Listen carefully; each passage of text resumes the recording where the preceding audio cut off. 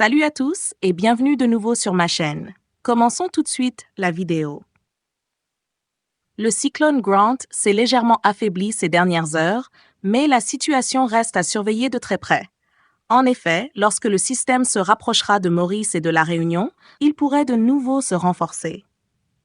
Pour le moment, en raison des incohérences entre les modèles météorologiques et d'un niveau de confiance encore faible, la trajectoire exacte du cyclone Grant n'est pas encore confirmée. Cependant, au cours des 1 à 2 prochains jours, nous devrions avoir une vision beaucoup plus claire de sa trajectoire et de son intensité, et savoir avec plus de certitude s'il représentera une menace directe pour Maurice et la Réunion. Actuellement, le cyclone Grant est situé à environ 741 km à l'ouest des îles Cocos. Il s'est déplacé vers l'ouest à une vitesse moyenne de 15 km/h, soit environ 8 nœuds, au cours des 6 dernières heures. La hauteur significative maximale des vagues associées au système est estimée à 6,1 mètres, ce qui représente déjà des conditions maritimes dangereuses. Selon les prévisions, Grant devrait se déplacer vers l'ouest-sud-ouest au cours des 3 prochains jours, en suivant le bord nord d'une dorsale subtropicale située au sud du système. D'ici environ 3 jours, une seconde dorsale subtropicale devrait se renforcer au sud du cyclone, ce qui maintiendrait Grant sur une trajectoire ouest-sud-ouest pour le reste de la période de prévision. Concernant l'intensité, Grant devrait maintenir sa force actuelle au cours des prochaines 24 heures, car un cisaillement d'aide continue d'affecter sa structure. Mais après environ 24 heures, ce cisaillement devrait diminuer, permettant au système de devenir plus verticalement aligné.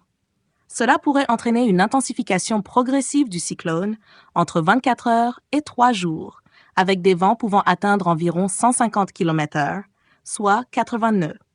Après 3 jours, le cisaillement devrait de nouveau augmenter, ce qui stopperait cette phase d'intensification.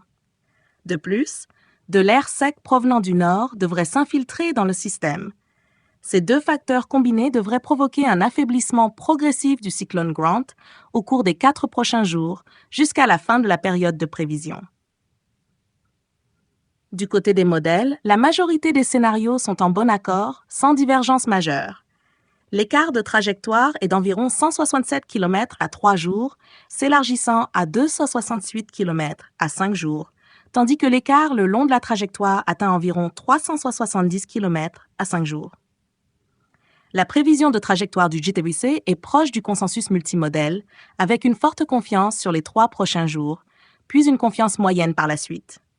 Concernant l'intensité, un modèle se distingue nettement. AFS-A, qui prévoit une intensité maximale dépassant 230 km/h, soit 105 nœuds, autour de 60 heures. Cette estimation est toutefois beaucoup plus élevée que celle des autres modèles et reste donc à confirmer. Merci beaucoup d'avoir regardé cette vidéo. N'oubliez pas de vous abonner à la chaîne afin de ne manquer aucune mise à jour importante concernant le cyclone Grant.